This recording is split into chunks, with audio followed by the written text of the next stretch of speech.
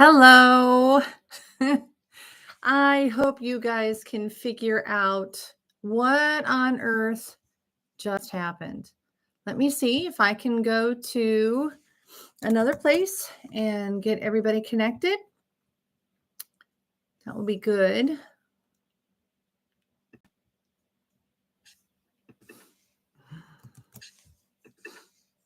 Okay. Okay.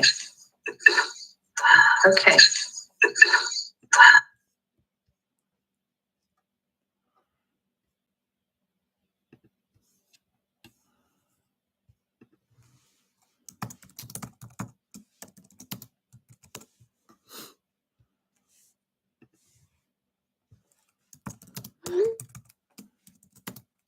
Hello. Sorry for the trouble.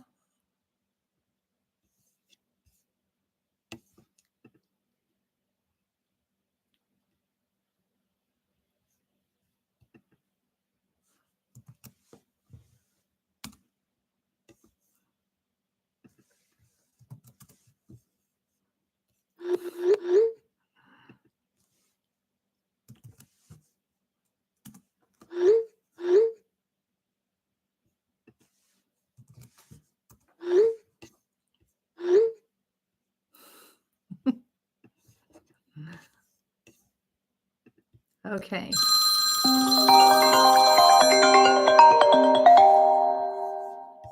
Hi. How are you? I did get your howdy. Sorry about that. I was having troubles with I got on here, started it on time and everything, and then it was trying to connect with the wrong camera. So sorry about that.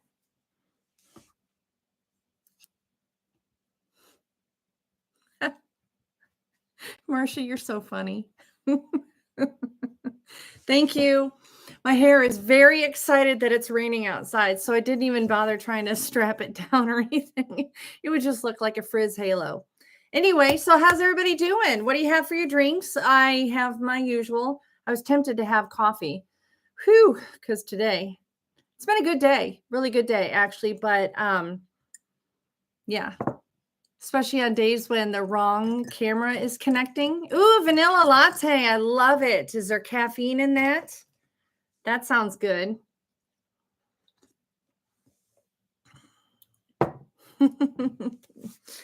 Well, you guys, I'm sure. Oh, okay, good. Yeah, probably late in the night like this, you probably wouldn't want to have too much caffeine. And of course, your schedule is a little different than mine. No, Marcia, your hot cocoa's gone already. Now, what are you going to do? Hopefully you have water or something just in case. Oh, really important. Make sure you have something to write with and write on, because we're going to do sort of a bingo type idea tonight. Thanks, Marcia. You're so sweet. What a great supporter you are.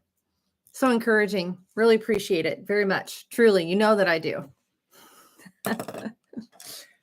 Well, I don't know about you guys, but I have noticed a great deal of stress this week. Not necessarily for myself. This week has just been a normal, really full week. But some people, as I'm sure you saw, are very stressed. So I thought it would be a good idea for us to pause the topic that we were on, which is about your identity, and talk about stress tonight. So hopefully you'll get a lot out of this. I'm sure you will, but make sure that you have something to write with and on, because it's going to be fun. It's going to be fun. And I'm going to actually have to switch the everything in the description from the previous link over to this one. But there are some fun quizzes in there and the links for 7 articles. We're not going to get through them all this week. No way. So this time, when we're talking about the topic of stress, it'll probably be 2 weeks, maybe 3, depending on your interest and all of that, you know, what the response is.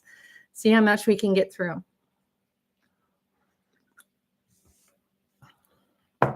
So how's everybody doing?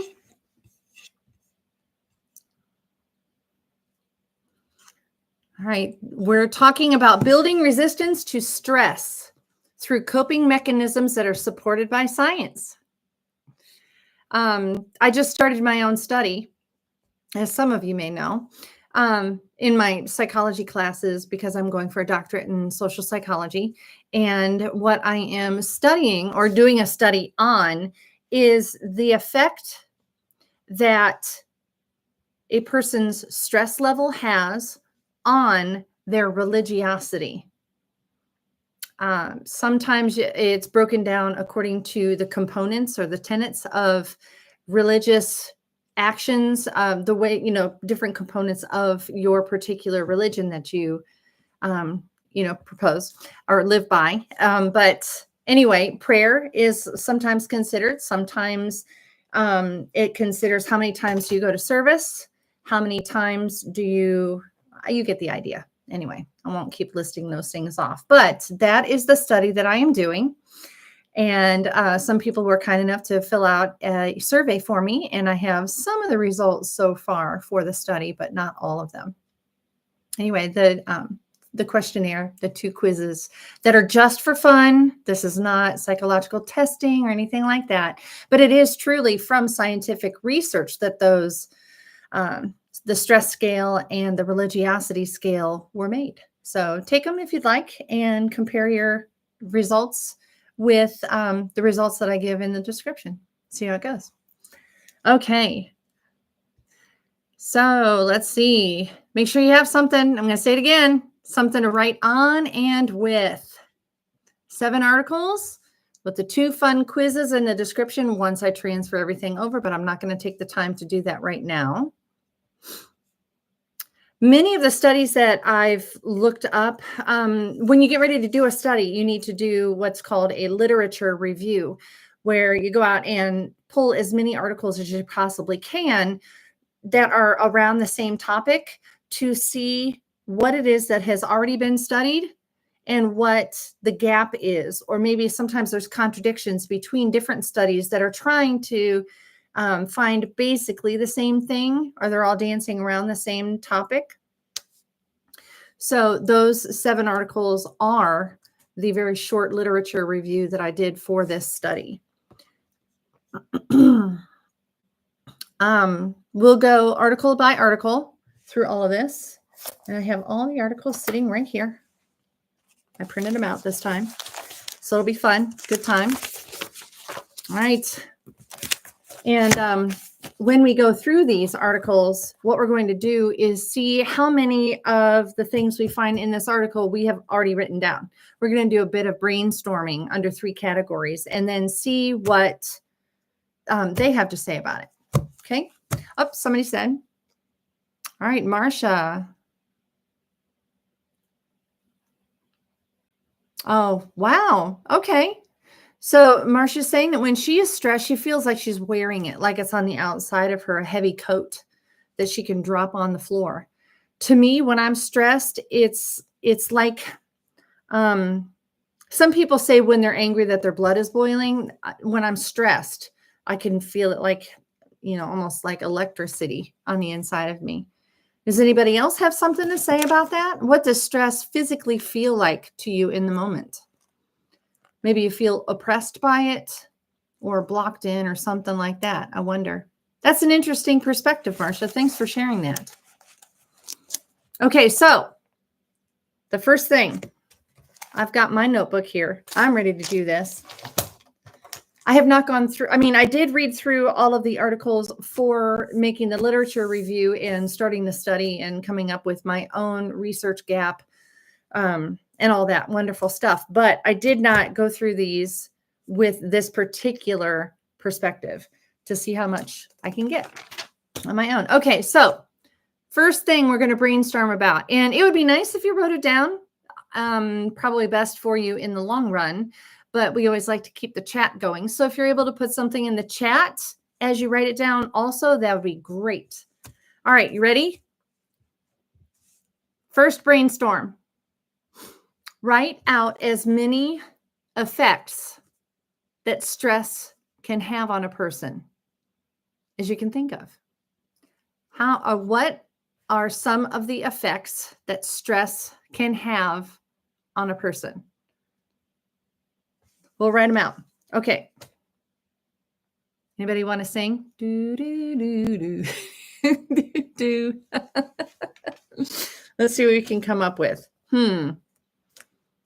I think an effect of stress could be, you know what? I'm going to start. Hey, very good, Dawn. I like that. Headaches and muscle tension. Oh, yeah. Oh, my gosh. Like right here and right here, right? That's exactly where, yeah. Or even here. Very much so. Very much so. Crazy emotions. Yeah. You want to know where I was going with it? Me and my doomsday self, I went straight for cancer because there's lots of troubles. Of course, I'm thinking in the long term. Short term, these are things like you were saying, the crazy emotions, the muscle tension, the headaches. Those are things that are in the moment when you're super stressed that you better be paying attention to them and figure them out before they get out of control. And it does end up eventually turning into cancer or something like that, or high blood pressure.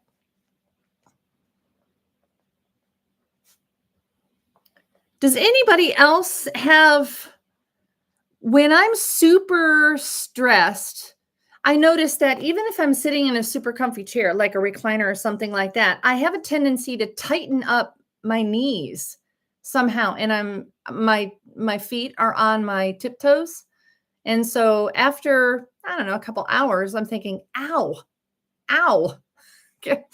What did I just do? Oh, you know what? I've been hyper focusing for hours now. So that's the problem. Oh yeah, Dawn, ulcers, Marcia, shallow breathing, heart rate is up, attitude issues. What? Crushed hope. That's sad. Yeah. That's tough stuff. Yeah, I agree. Okay, you ready for well, you know what? Does somebody want to be a transcriber? I guess I probably could. If you guys would be willing to allow me that, I can get another list up here and see how effective this is. Okay, let's see. So we came up with headaches, muscle tension, easy emotions, ulcers, shallow breathing, heart rate up, attitude issues, and crushed hope. And for my doomsday, I'll put cancer and high blood pressure. Gastric upset. I like it. Oh, yeah.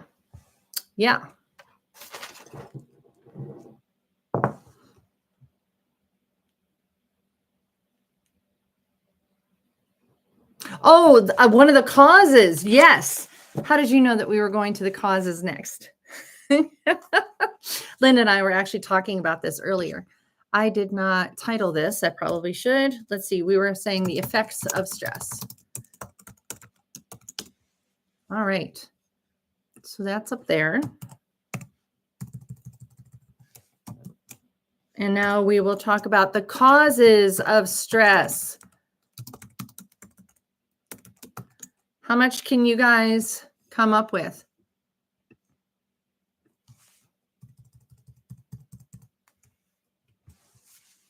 A cause of stress. Linda says those around her.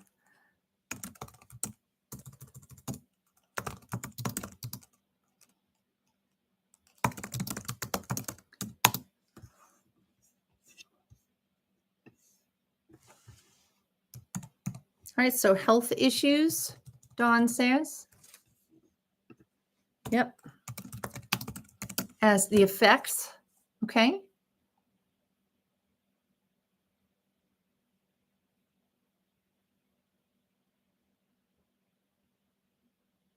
Yeah.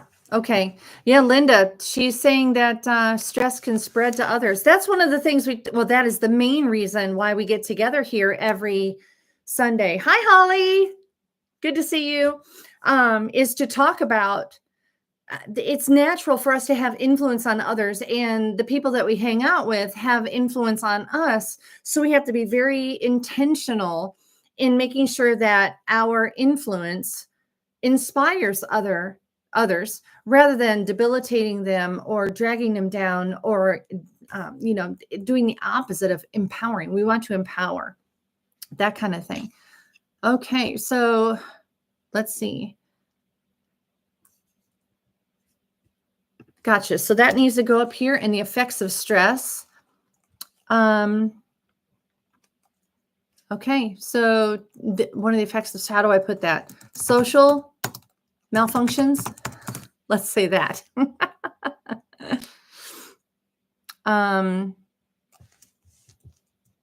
Okay, so cause of stress, financial issues, car broke down, lost a job, whatever like that.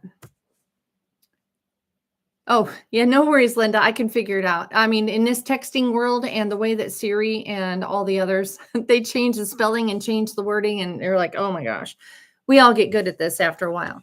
So Holly, we're going to put down relationships as the causes of stress. One of the causes of stress. Yeah, isn't that the truth? I had somebody tell me, I think it was it yesterday or the day before? Maybe the day before, that they wish that they were like a particular other person because that other person is not so attached to relationships as the person talking to me is. And I don't know. I mean, of course there's benefits to not being, attached too much to the idea of social, because it's hard to get into relationships that can meet your needs anyway. So yeah, but then that's where the bonus is. I don't know. We can figure all that out as we go. Causes of stress. What else? Causes of stress. I don't know. You guys kind of covered it. Financial, relationships. How about health issues? We can list that too, right? You find out that you have cancer. Believe me, that's pretty scary. How about, Linda, we say the cause of stress is the need to change.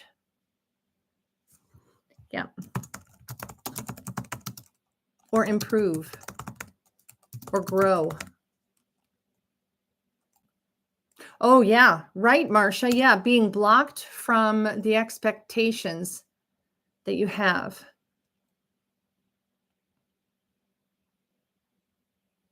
Yeah.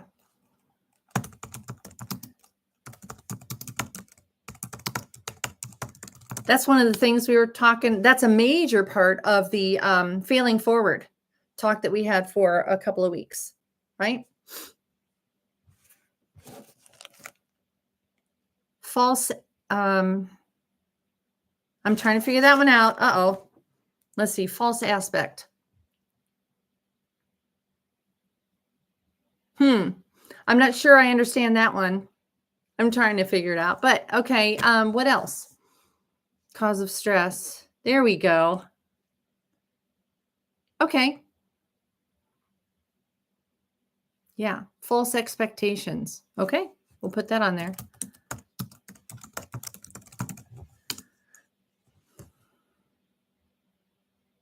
I like that. Unreasonable expectations. That's a very good way to put it. Yeah. Trying to be somebody that you're not. Trying to be somebody of influence in your life wants you to be, but it is not who you are meant to be. What do you think? Anything else? All right. So the effects of stress. It's a little bit too far away for me to see well. So here we go. The effects of stress. The things that happen to us because we're stressed. Headaches, muscle tension, emotions, ulcers. Sorry, I keep bouncing the camera. Ulcers or shallow breathing. Your heart rate is all messed up. Attitude, crushed hope. And then, cancer, gastric upset, health issues, social malfunctions, high blood pressure. I think in honor of a conversation that I had earlier today, I should add that sometimes the effect of stress is growth. You know, the saying that the pain of staying the same has to be more than the pain of change for a person to grow into a new, better habit, right? Yeah. Yep. Yeah, discipline is not fun. And, but that, you know, it is stress that pushes us forward. For example, one thing I noticed was a positive in my life is the desperation is not a good feeling. And you have to be careful to not have the scarcity mindset. But, you know, having that barking dog right at your backside, you better get on it. Or, you know, if you have something, you know, running after you, then, yeah, something scary running after you, then that's obviously stress, but it's going to push you in the right direction so that you can grow, so that you can achieve, so that you can do the things that you need to in this life to continue moving forward. So, yeah. And that reminds me of, I meant to pull that up. Man, I wish I could share my screen because there's this TED Talk. This guy is absolutely hilarious. I will add that to the description. And please write down on your paper that you need to look in the descriptions for this, for the TED Talk that is about the panic monster. It's hilarious. I may have brought it up before in weeks past, but yeah, it's just completely hilarious. If you don't have like that barking dog running after you that's going to rip off your leg, then you're not really going to move forward. That would have to be a lot of pain in staying the same to push you forward into something else without that barking dog. So anyway, you get the idea. Okay. So we have effects of stress, causes of stress. And now let's list some healthy coping mechanisms for stress that build resilience to stress. See what we can come up with here.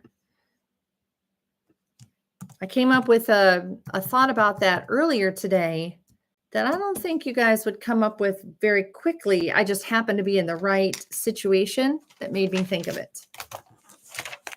So what's a good way, let's remember, healthy coping mechanisms to build resilience to stress? What can you do? I know one thing that I've talked about a lot since February 14th of 2022, which is when I had the idea, and I actually even wrote it on a piece of paper, put it up on my wall. It's create space. Make sure that there is a buffer in every single part of your life. If you have financial stress and you have that buffer, i.e. a savings account, then that helps build resilience to stress. Okay, Linda, define the source of stress. I'm not sure what you mean. Yeah, so the source of stress. That's the causes of stress. That's what I was thinking of. But yeah, if you come up with something that you wanted to talk about a little bit more, then let me know. Sorry. Yeah. But anybody have any good coping mechanisms that we want to guess? Like I said, create space. I'm actually going to add that to the list. Create space or margin.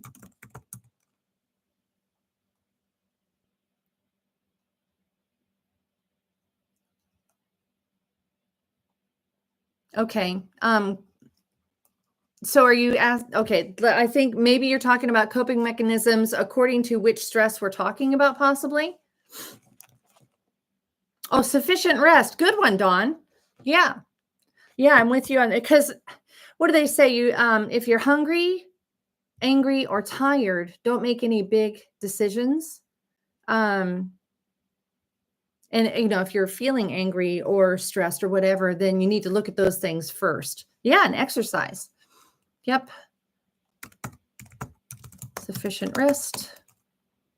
Exercise. Man, that does so much good. There are times that I'm sitting in the recliner. It sounds like I'm lazy all day long, but sitting in a recliner, it, affords me a couple of different positions that I can sit while I study and read and think and write and study and, all day long, every day. But when I'm sitting there, I don't want to get up and get going. An object in motion stays in motion, just like an object not in motion wants to stay as it is. Yeah. Anyway, but boy, if I get up and I walk that direction into the apartment complex that's back there, the condos, and walk a lap around their whole property, then I end up, it's so invigorating. It feels so much better. Just getting my blood flowing, moving my muscles, moving my body. I can think more clearly. Generally, I wake up a little bit more, all that. Okay, so Marcia says, get some sunshine. Oh, yes. And get grounded you stand in the grass barefoot, even if it's icicle cold outside. That's why the day that my daughter was getting married, I was wearing brand new shoes, of course. Who breaks shoes in? Anyway, and I was on my feet for so many hours. And as the mother of the bride, it was my job to get everything in order and keep everything working and flowing and all of that. So by the time we needed to take videos and pictures of the entire family, both the groom side and, the bride side, we were all together. I actually took my heels off and I stood in the snow. It felt so much better. And it was okay because most of the bridal party was much tinier than I am. I mean, whoo. So that was good. Okay, and Marcia, standing straight with your shoulders back. I used to tell my children that if you don't stand your shoulders back and down and your chin, parallel to the ground, I'm going to stick an ice cube between your shoulder blades, because that's just that alone builds confidence.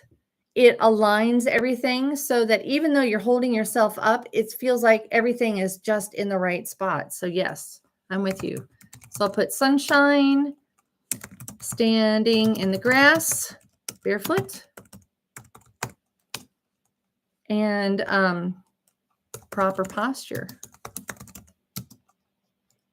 I like it. Okay, I think we have enough. Let's get started on the articles. All right. The first one, you remember I was telling about the 2 fun quizzes that I have in the description. They will be after this live stream is done. I'll transfer them over. But I'll start with the article that actually came up with the perceived stress scale so that people would be able to evaluate how much stress they are under. There have been lots of different measurements for psychological studies that have just counted up the different types of events. For example, bereavement or a job loss or a relationship loss, or, those are some of the heavier weighted ones, but then just the irritation of having lost your keys. Those things get added in there too, for in the moment. It's like a snapshot of what the person who made the scale believes you should be feeling. Well, we understand that according to your worldview or your coping mechanisms that you already have, or the social aspect of your life already buffering you, or how many places in your life that you've gotten buffers all set up, like you get enough rest and you do exercise and you do have good posture, you have great friends like us here in this community. You guys are amazing. If you have all those things, then you're going to react to a heavy stress very much differently than a person who does not have those things. So that's why just listing out events and having pre-weighted effect of that stress, it's just not accurate. You can see why. So that's why this is called the perceived stress score, because each person needs to decide subjectively, hey, this is what I'm feeling. This is why it's so heavy right now, or not. Okay. So let's see. All right. And the reason why they did this entire article and did this study was because they wanted to show that the perceived level of stress could provide valuable additional information about the relationship between stress and pathology. Now, pathology, anybody with any kind of a medical background would know that's malfunctioning psychologically, physiologically, those things. Okay. Research on the role of psychosocial. So that's basically like I'm studying to be a social psychologist. And, in 2 years, I'm going to be Dr. Pratt. I'm super excited about it. But psychosocial and environmental stressors are risk factors in both physical and psychological illness. Okay. So that's what they were saying on the previous page. And now here they list a couple of the causes of stress. Let's see if they come up with any of the same ones that we did. No, remember they're talking about the things that are psychosocial and environmental stressors. This work includes studies of the effects of specific stressful events, such as unemployment. No, did we write that down? Well, that's kind of financial issues, isn't it? Yeah. So unemployment, bereavement, exposure to intense levels of noise. Now that would go straight for somebody with a lot of children, wouldn't it? Mom, mom, mom, mom, mom, mom, all day long. Or, oh my goodness, walking into a doctor's office and you hear this, maybe even 2 stories up, they're doing all sorts of construction. It's bang, bang, bang. Really, that makes me crazy. So that's one of the reasons why I go ahead and splurge and have, Apple's AirPods, because they're noise canceling. Every once in a while, you just got to noise cancel because it is very stressful when you have intense levels of noise. Okay.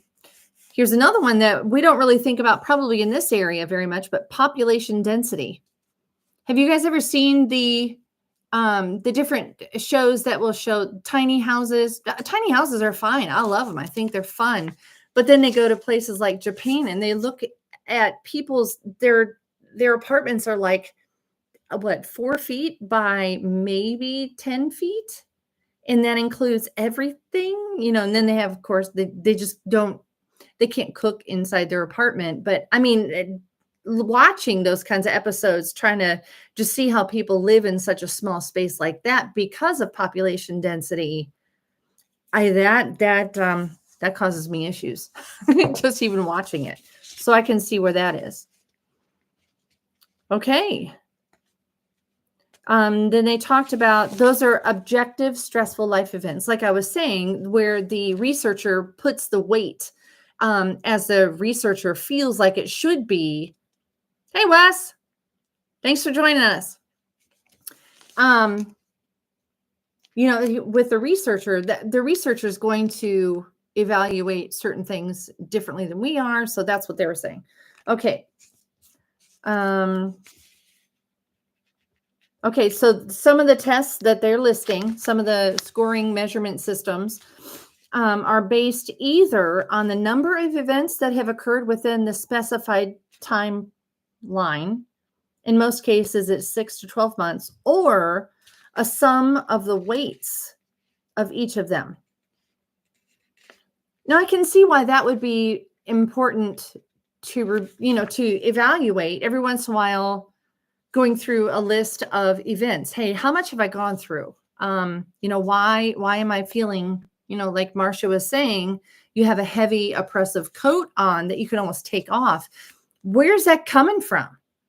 So that's, you guys may remember, handy dandy tool, making sure that you define your emotions as best you can and understand, looking at the whole list of, okay, what have I done lately? Why do I feel so overwhelmed? Why do I feel so stressed? Looking at events. Okay.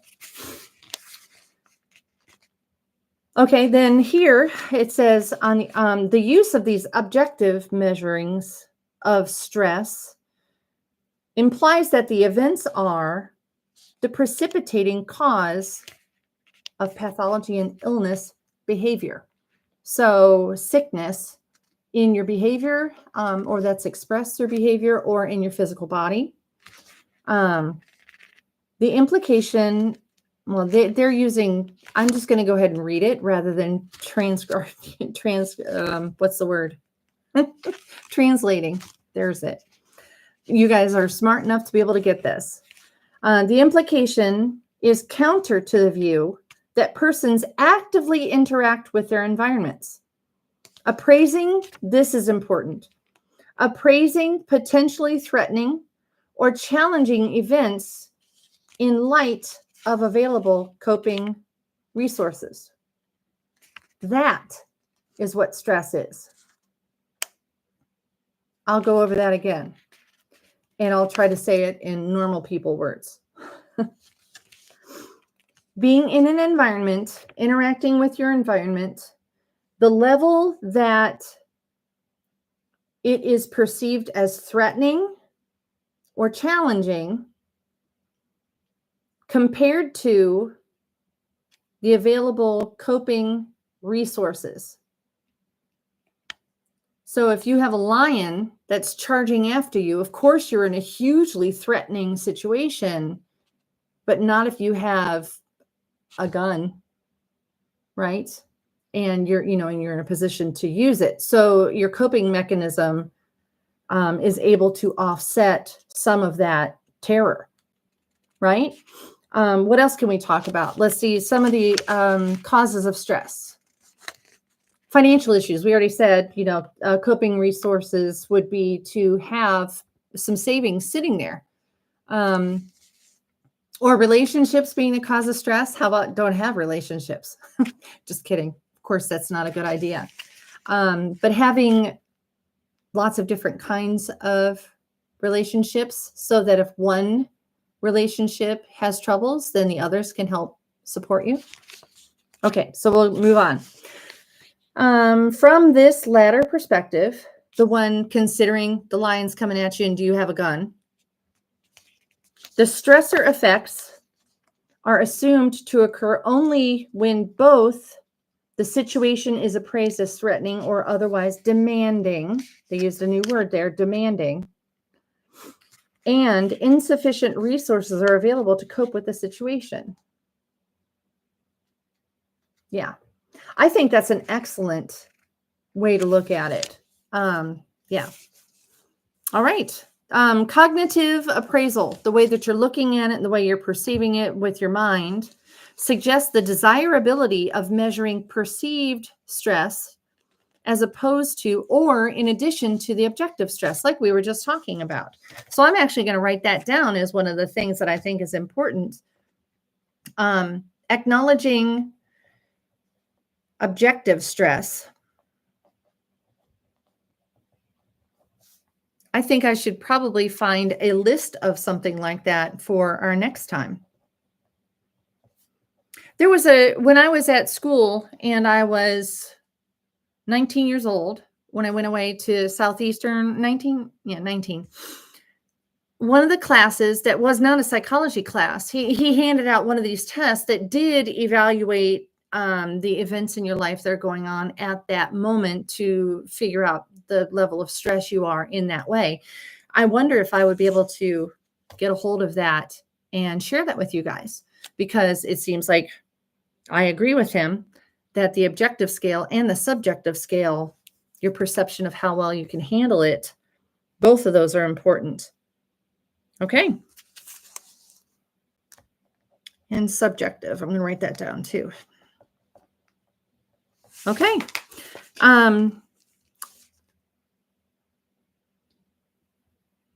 Okay, now here is a list of some of the coping mechanisms. Yeah, right, Marcia. Yeah. Here are some coping mechanisms that they're listing. Social support. Hardiness. I think we're all pretty hardy. Locus of control, like to be centered is the way some people would say that. Or to be able to withdraw yourself from the feelings around you to think about them, right? and do this kind of thing.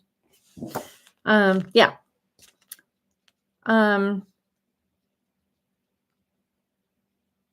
Okay, this is one of the suggestions that they give as a coping mechanism, and it is to protect people from the pathogenic effects of stressful events. And you remember pathogenic troubles with your, like illness and such. Altering the stressor appraisal, or by altering the process or processes by which appraised, boy, goodness. Yeah. Basically just reframe a person's thinking about it. I know that some physicians who specialize in allergies, they can increase a person's resilience to a particular allergen by working toward it. And I know that there are even, of course, psychological ways that that's dealt with too. Oh yeah, Marcia, that really well put. You can be guilty for stressing about things that don't even make your life any better. One of the biggest coping mechanisms that I tell, coaching clients or even friends is only control the controllables. If you start feeling like your blood pressure is rising and it's going to go through the top of your head and it's going to blow off, all right, step back, evaluate the situation. How much control do I have here? And what am I able to do about it? So I'm going to put that actually in there too. Control the controllables, because that's not in the article. So I like that you said that, Marcia. Yeah, it's very easy to do that. So previous work has employed a number of approaches to assess both the global and event specific. So in other words, like your continual level of stress, and then the event specific would be adding on top of it, obviously. Yeah. Okay. In general, life stress scores based on self ratings of event stressfulness. So in other words, the perceived stress are better predictors of health related outcomes than are scores derived from either a simple counting of events or normative adjustment ratings. Okay. So if we take time to figure out why we're stressed, how we're stressed, if we're stressed, what's going on, then that's a very big plus for us. Okay.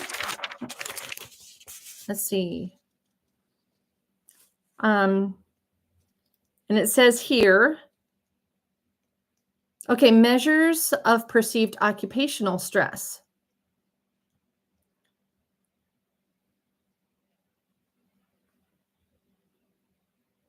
Okay. Actually, yeah. Well, we were already talking about, where you work and how troublesome that can be, the stress that can be involved in that. But this was something that I highlighted and circled. Evidence. There is, in fact, evidence that people often misattribute their feelings of stress to a particular source when that stress is actually due to another source. You guys, I'm sure, remember that story that I've told it a couple different ways. I'm pretty sure I shared it with you, but I had invited friends over and the one friend to come earlier. And as the time was coming closer, now I'm remembering telling this in another one of the podcasts, but as the time was coming closer to her arriving, I had finished my work and I was getting more and more and more irritated. Like, why is she coming? Why did I invite her? What's wrong with me? Why did I do this? And I just sat there in a moment and I realized, oh, wait, I'm actually grieving. I'm not irritated with her. That could have been just terrible social ramifications. And I'm very grateful for the time to be able to sit. That's what we need to do. Anyway, so he was just saying the same thing. I think it's a he. I don't know. The researchers are saying the same thing.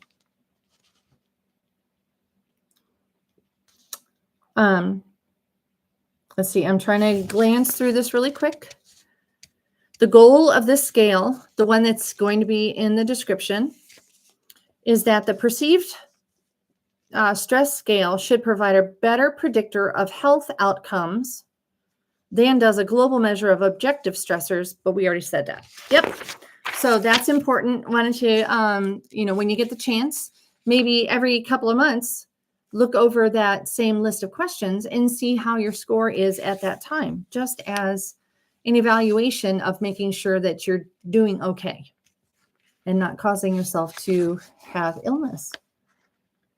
Okay. Yeah, different life events. Okay, so there was another scale that was composed of 99 items. Yikes. And they fell into 14 different categories. And this was attempting to measure stress levels also. So I'm reading through this to see if we can find any of the effects of stress or the causes of stress or any of the coping mechanisms. That's why I'm reading through the detail of this. Characterizing the adjustment demands. Okay, like college students. This was specific to college students. When a kid who is 17, 18 moves away from home, that's already a major stressor for most people, especially somebody who has never done that before. But let's read through some of the things that they say. There are academic affairs. Like all of a sudden, this is a totally different environment. So that's a huge stressor for college students. Male-female relationships and family matters.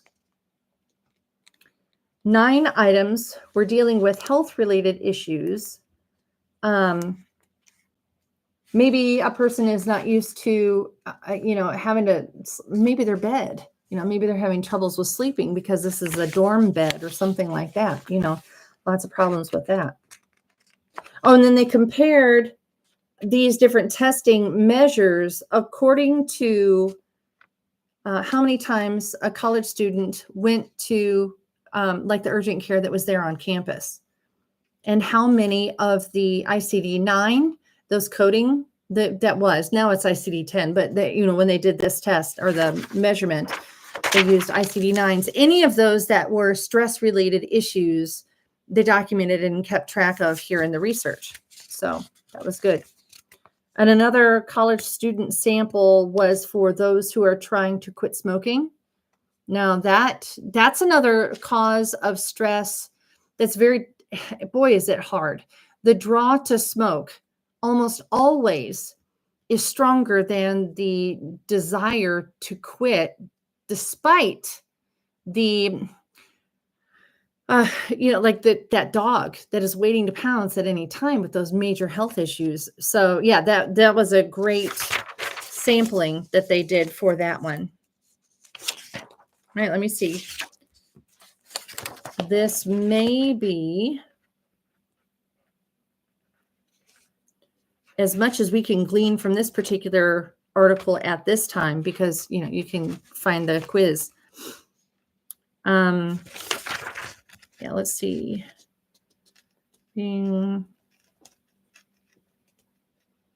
Okay, so the perceived stress scale and its validity was unaffected by sex or age. So that it has external validity. One of the things I'm learning about. This scale may also provide economical information for assessing chronic stress levels. So like, I believe Dawn was the one who said financial issues. Yeah. Okay, so that was pretty good. That's the perceived stress scale. And I do realize that it's 8:25, but we will kind of go through this quickly. Now, I want to draw you back and remind you of what it is that my study is about and how I came across these articles.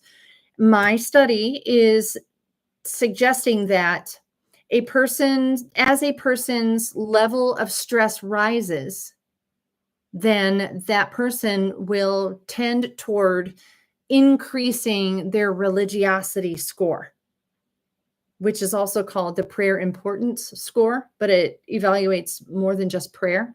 So yeah, that's why I have this one. And this one is a study of the spiritual, mindfulness, and stress inoculation practices. All that sounds like coping mechanisms to me. On stress-related outcomes among clergy. We all know that clergy are very stressed a population. Okay, so they tried 4 different types of coping mechanisms to see what ones would be the most effective. I'll just read through real quick a couple of things. Experiencing stress at levels detrimental to your health is common. Yet how to manage stress and its concordant symptoms is still elusive for many people. That's why we're talking about this. How are we going to handle this? How are we going to get past all of this? So what they did for their study is they chose a mix of spiritual and non-spiritual practices for an occupational group of clergy who had been shown to have above average rates of disease. So their stress had already progressed into pathology. And these were some of the diseases: hypertension, diabetes, arthritis, angina, and asthma. Yeah. Okay, so what did they try? Okay, this is the list of some of the causes of stress for them. They had extraordinary demands placed on them. Well, duh, we know that. Criticism from others. Congregational conflicts, like they have to go in and mediate conflicts in the church family. The expectations of the clergy family members. This is why I've always heard it said that it is so hard to be a PK or pastor's kid. That's really tough because, well, it's like being a doctor's kid. People would come to me all the time and ask me health questions. I don't know. I'm 12. Don't ask me. Anyway, yeah. And a more recent scoping review of Catholic priests in particular attributed stress to work overload, lack of boundaries. In other words, obviously, people coming in when, there's a boundary set, and a perfectionistic personality style. And depression can be one of the effects of it. So they decided to look at the job demand and the amount of control and the amount of support. So that's the job demand control support model that each person has. Let's see the different types. Okay, and there's a whole nother paragraph in here that talks about while 61% of Catholic Polish priests believe their ministry has a detrimental effect on their health, many clergy prioritize caring for others ahead of their own well-being. And clergy are similar to employees who are called to their work. Called. It's their calling. It's their drive. It's, I have feelings about that, and I've shared them with you numerous times. But what they list out here is not just clergy, but also medical providers, first responders, and social workers. They could all benefit from stress management practices. Okay, so they had two spiritual, I remember I said that there were 4 interventions that they tried. The first 2 that they listed are spiritual practices, which is called the daily examine, and then also a centering prayer. And I'll give a real quick a summary about those because I thought they were really interesting and even helpful. And then the other 2 things, mindfulness-based stress reduction, which is the gold standard, is what they're calling it, stress management intervention, and then biometric indicators of stress. So, yeah. Okay, here we go with the mindfulness-based stress reduction. It uses secular meditation to train attention to one's thoughts and bodies, to encourage cognitive appraisal, to stressors, and reduce emotional reactivity.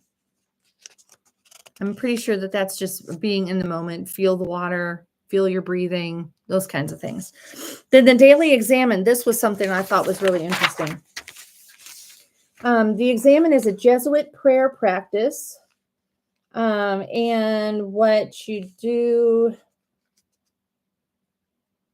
it's through 5 steps. The first one is become aware of God's presence. Secondly, give thanks to God for everything in your life. Thirdly, review the events of the day guided by the Holy Spirit. Fourth, and remember, this is all for priests and pastors. So that's why this makes perfect sense for them. I thought it was a great idea for journal prompting every day if you're answering these questions or going on these steps. So become aware of God's presence. Give thanks to God for everything in your life. Review the events of the day as guided by the Holy Spirit. The fourth one, look at what went well or wrong in the past day. If you are at fault, ask God for forgiveness.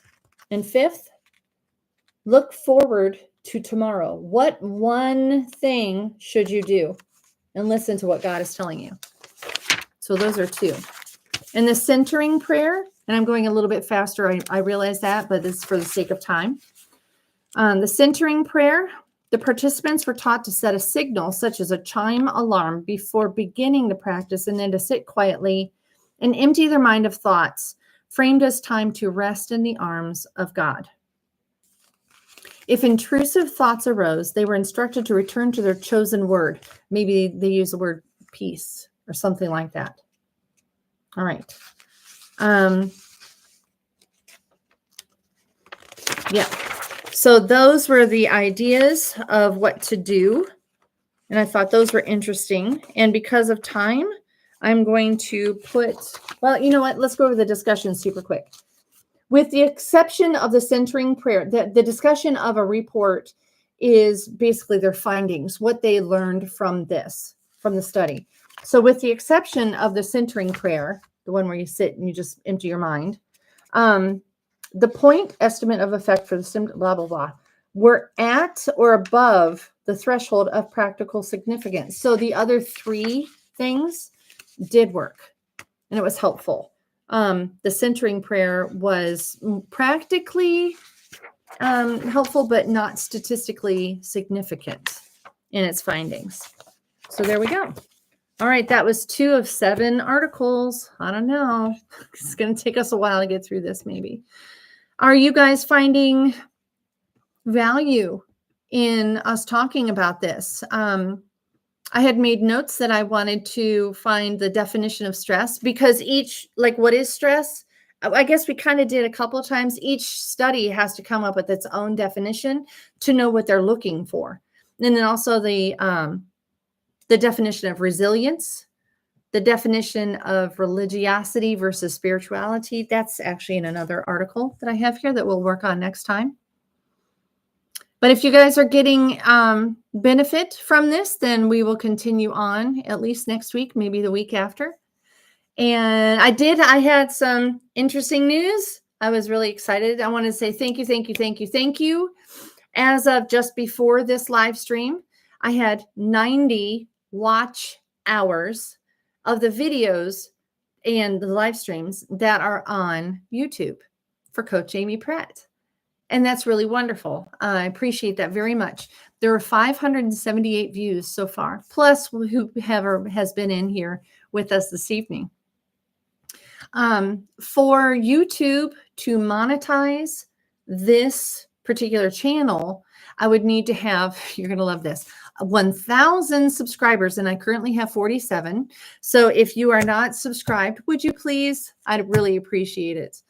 I need 1,000 subscribers and 4,000 hours. So 4,000 hours, got a little ways to go, just shy of 100. So that's 40 times as much now. But I'm so appreciative of the way that you guys have supported and you've shown up and you've watched videos, and all of the other folks who have too. So if you do indeed find value in these live streams, this is for people who are watching right now or whoever gets to watch it later. I really very much appreciate you. If you wanted to know more information about who I am, what I stand for, any of the interesting topics that I have shared with people in the past, whether it's a seminar to a particular corporation or any kind of a corporate setting, even if it's in a church or whatever, that stuff's there. And also my coaching information, how I follow basically the 6 dimensions of health and wellness. That's on the website. By the way, my website is coachamypratt.com. I would sure appreciate it if you'd go there and just play around and see what you can find. Also, I have a book that you guys, some of you know that I'm working on here. And if it weren't for the lack of time, I would read through like the first 2.5 pages of chapter 1 for you, because I think I'm just really excited with the way that everything is coming together. But maybe next time I'll be able to do that. If you would, please like, comment, subscribe, chat, share, all the wonderful things, and make sure to invite a friend for next week. I know that you guys have been very good about doing that, and I so appreciate it. I'm going to share this video with, LinkedIn and Facebook and all those things. Maybe we can grow our community that much further, because we want to help each other in this community to take our influence and use it to inspire others, to be working toward making the world a better place, just one interaction at a time. And if there's anybody who would like to take their support just another step further, that would help me get the book published, and also help this me be able to present these type of videos and doing research for you and sharing it with you. If you would like to sponsor or support me in a more financial way, then you're able to go to coachamypratt.com, and there is a site there that you'd be able to help out. I very much appreciate you, like I've said 100 times already in the last 3 minutes, but I'm very grateful that you're here, and I hope you have a wonderful evening. And I very much look forward to next week, where we can talk about more of the impact of stress and how to build resilience through coping mechanisms that are supported by science. So thank you very much, everybody. Have a good night.